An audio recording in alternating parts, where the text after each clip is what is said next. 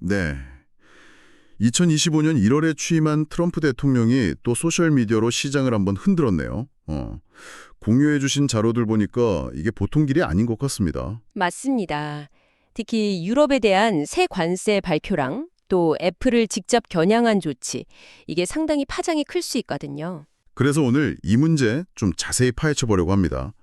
트럼프 대통령의 최신 정책 발표, 이게 대체 무슨 내용이고 애플 같은 회사에는 어떤 영향을 줄지 또 그 너머에 있는 의미까지 한번 짚어보죠. 네, 이게 뭐랄까, 진짜 정책으로 밀고 나갈 건지 아니면 그냥 협상용 카드인지 그게 일단 중요하고요. 특히 애플처럼 공급망이 복잡한 기업이 이걸 어떻게 헤쳐나갈지가 상당히 흥미로운 포인트죠. 그럼 일단 그 발표 내용부터 좀 정리해 볼까요? 한국 시간으로 5월 23일 저녁 8시쯤이었죠. SNS에 올린 글이요. 네, 맞아요. 유럽 상품에 6월 1일부터 50% 관세를 물리겠다 이런 내용이었죠. 50%요? 와, 엄청나네요. 근거로는 그 유럽과의 무역 적자 연간 2억 5천만 달러 이걸 들면서 불공정하다 뭐 이런 주장이었고요. 그렇죠. 그러면서 미국에서 만들면 관세는 없다. 딱 이렇게 못을 박았어요.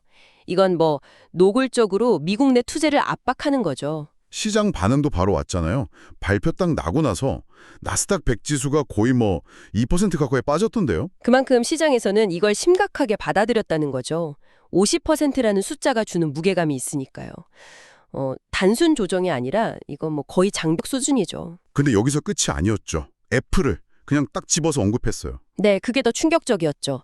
유럽 관세랑은 별개로 애플이 미국 밖, 그러니까 해외에서 만들면 최소 25% 추가 관세를 물리겠다. 이렇게 경고를 한 겁니다. 정말 애플 보고 직접 이야기한 거네요. 그렇죠. 애플 입장에서는 진짜 아픈 부분을 제대로 찔린 셈이죠. 지금도 제품의 한 80% 정도 10대 중 8대를 중국에서 만들고 있으니까요. 예전에도 비슷한 일 있지 않았나요? 그 미중 관세 문제로 주가 엄청 빠졌다가 좀 회복했던? 네, 맞아요. 5월 12일에 그 관세 유예 발표되기 전에 그 우려 때문에 주가가 40%나 폭락했었거든요.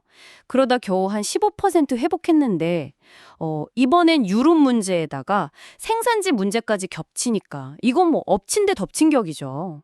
애플도 그럼 가만히 있지는 않았을 텐데 인도 같은 곳으로 생산기지 옮긴다는 얘기는 계속 있었잖아요. 네, 그런 노력을 하고는 있죠. 2024년에 인도 비중 14%였고 내년엔 20%, 2027년까지 25%로 늘리겠다는 목표도 세웠고요. 그럼 좀 숨통이 트이는 거 아닌가요? 근데 그 속도가 문제예요. 목표치를 봐도 아시겠지만 이게 뭐 단기간에 확 바꿀 수 있는 게 아니거든요. 그렇군요. 그리고 더 근본적인 문제가 애플은 직접 공장을 돌리는 게 아니라 아웃소싱 모델이잖아요. 부품 공급 업체가 150개가 넘는데 이 업체들 대부분이 여전히 중국에 있어요. 그러니까 조립 공장만 인도나 베트남으로 옮긴다고 이게 다 해결되는 게 아닌 거죠. 아, 공급망 전체가 얽혀 있군요. 그렇죠. 게다가 이번 트럼프 발언은 미국 외 생산 자체를 문제 삼는 뉘앙스라서 뭐 중국에서 인도로 옮긴다고 해도 관세 위험이 완전히 사라지는 건 아닐 수도 있다는 해석도 가능하죠. 결국은 미국 안에서 만들어라 이건데 만약에 진짜 아이폰을 다 미국에서 만든다면요. 그럼 가격이 엄청 오르지 않을까요? 어떤 분석 보니까 뭐 3,500달러, 지금보다 2배 넘게 뛴다고. 그럼 애플은 어떻게 해야 할까요? 정말 딜레마네요. 그래서 이제 시장에서는 애플이 이 관세 폭탄을 어떻게 피해갈지, 어떤 기발한 방법을 찾아낼지 이걸 다들 지켜보고 있는 겁니다. 만약 애플이 이걸 잘 해결한다면 다른 글로벌 기업들한테도 좋은 사례가 될 수 있겠죠?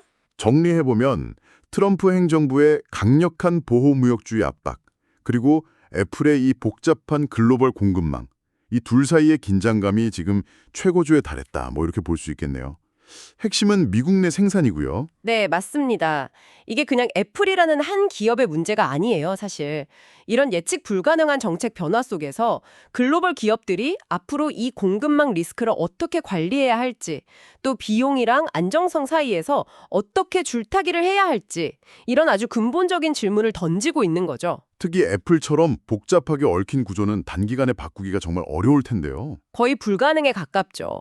그래서 애플의 단기적인 재무 상황을 넘어서서 이번 일이 앞으로 국제 무역 질서에 어떤 신호를 보내는 건지 이런 걸 좀 크게 봐야 할 필요가 있습니다. 그렇군요. 그리고 또 하나 생각해 볼 만한 건 이거예요.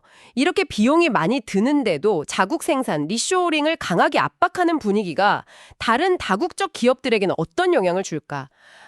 다른 빅테크 기업들은 이 상황을 보면서 어떤 생각을 하고 또 어떤 준비를 하고 있을까? 이런 점들을 한번 생각해 보시는 것도 앞으로의 흐름을 읽는 데 도움이 될 것 같습니다.